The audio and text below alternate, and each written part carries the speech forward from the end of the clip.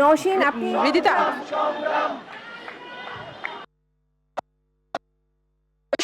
ছাত্র আন্দোলনের মধ্য দিয়ে যে ছাত্র জনতার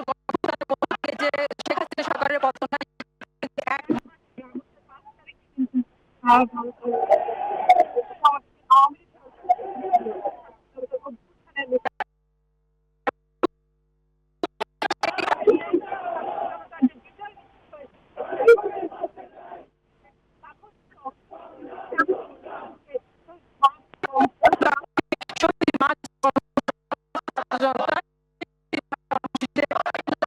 ছাত্র জনতা কিন্তু